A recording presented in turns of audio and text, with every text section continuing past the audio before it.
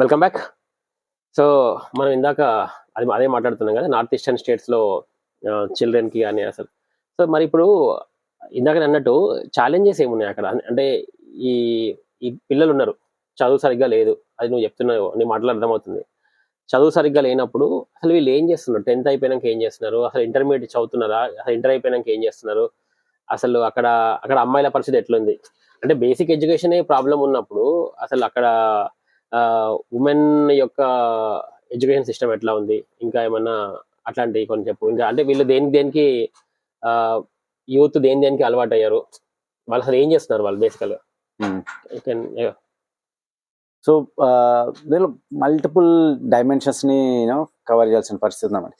So జనరల్గా treatment of women in north eastern states is lot more progressive mainland India కంటే. Progressive అంట? Very progressive. Women how come? So this is a known thing. అక్కడ if you go to Sikkim, girls can roam around till midnight 12-1. నేను కూడా చూసాను అనమాట. Does freedom. అరుణాచల్లో కూడా చూసాను అనమాట. So and education wise discrimination ఏదైతే ఉందో మనకి అమ్మాయిలు అబ్బాయిలని మెయిన్లాండ్ లో అక్కడ ఉండదు అది. Okay. I have not seen that kind of discrimination. In fact Manipur లో women's groups are very strong. Still patriarchal society, but women's groups are very strong. మేఘాలయకి వెళ్తే ఇట్స్ matriarchal also. అమ్మాయి పెళ్లి చేసుకుంటే అమ్మాయి వాళ్ళ ఇంటికి వెళ్ళాలి. వన్ పర్టికులర్ గ్రూప్ కాసి అని ఉంటుంది. But overall safety wise, empowerment wise women have a lot. మిజోరాంకి నేను ఐజ్వాల్కి వెళ్తే ఐ వాస్ సర్ప్రైజ్. నేను ఫస్ట్ టైం వెళ్ళినప్పుడు ప్రతి షాప్ లో అమ్మాయిలే కనిపిస్తారు. నా ఓన్లీ బస్ డ్రైవర్లు, బస్ కండక్టర్లు మాత్రమే నేను మొగలని చూసాను అన్నమాట. మిగతాదంతా నడిపించేది ఉమెనే. So it is very progressive that way. And women are not scared by అట్లాంటిది లేదు. అబ్యూస్ జరుగుతుంది. I'm not saying that it won't happen. Where there is power or ఉంటే అది జరుగుతుంది. బట్ జనరల్ చూస్తే society that is there.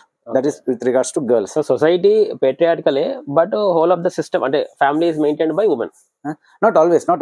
Family is not maintained, but they, as I said, it depends from one state to other state. Women have more domination in some places, but women have more power than mainland India. They have more rights.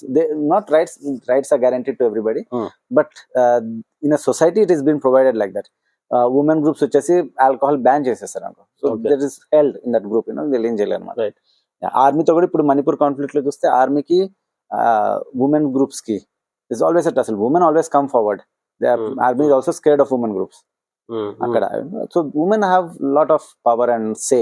Okay. Yeah. So నేను ఇట్లాంటి situation Bangkok లో చూసిన.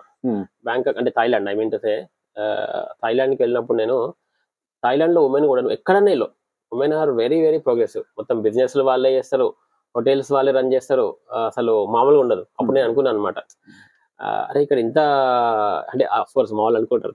Thailand అనగానే అన్నాను Thailand ఎందుకు పోయినా అంటారు. అప్పుడు నేను మా వైఫ్ ఇద్దరం పోయినాలే కానీ సో పబ్లిక్ ఏం అనుకున్నా. అయితే మేము అనుకున్నాం అనమాట, నేను మా వైఫ్ అదే అనుకున్నాం. అంటే థాయిలాండ్ చూసినప్పుడు మాకు మస్తు అంటే గర్వంగా అనిపించింది.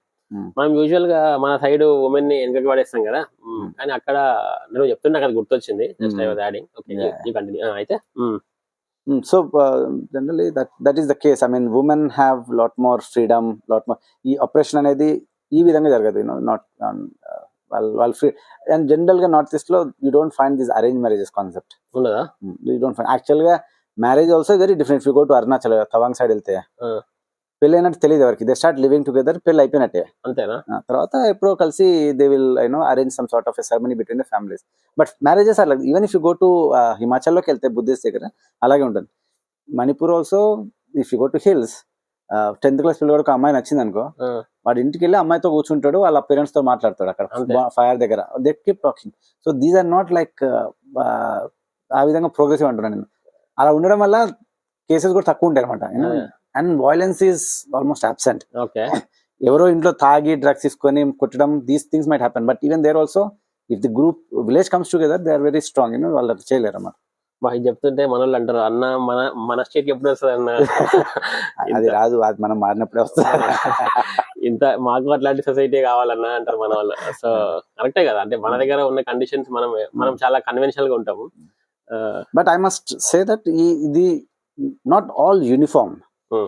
నేను ఇప్పుడు చెప్పింది ఇంట్లో వచ్చి కూర్చున్నది, that is specific to that Manipur thing. Nagaland లో ఉండొచ్చు, అరుణాచల్ నేను చెప్పాను కదా పెళ్లి ఎలా అవుతుంది, that is part of the culture అలాగా.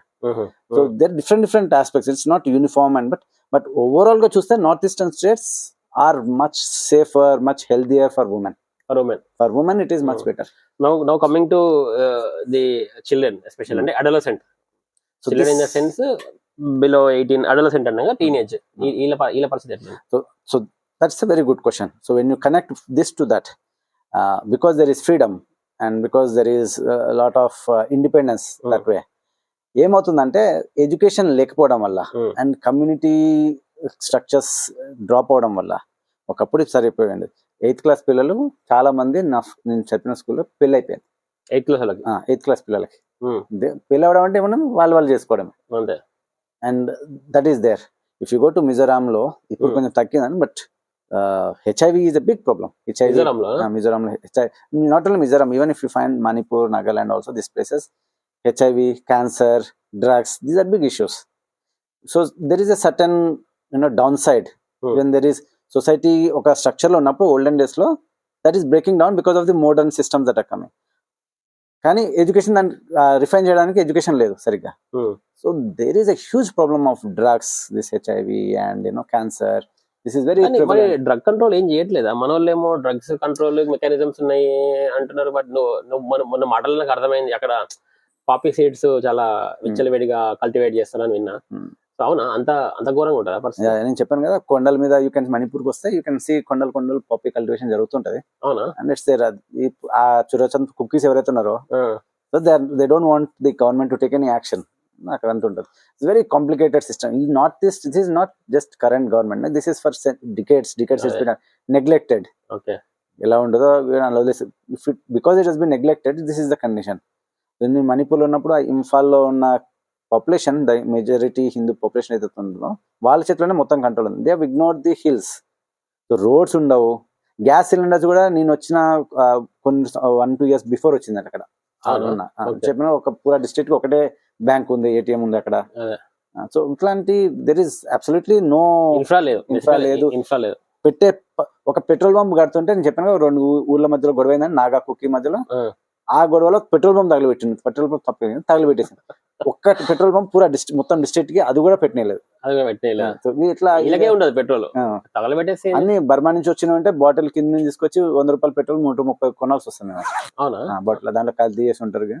So but coming back to education, ఏమవుతుందంటే so in the overall scenario of these things, corruption include చేసి, డ్రగ్స్ ఇంక్లూడ్ చేసి, దిస్ ఎర్లీ మ్యారేజెస్ ఇంక్లూడ్ చేసి, compounded by lack of education and opportunity. Jobs చేయడానికి లేవు. Underground problem వల్ల jobs లేవు. Jobs లేకపోవడానికి కారణము గవర్నమెంట్ కూడా, అంటే మనం ప్రొవైడ్ చేయట్లేదు.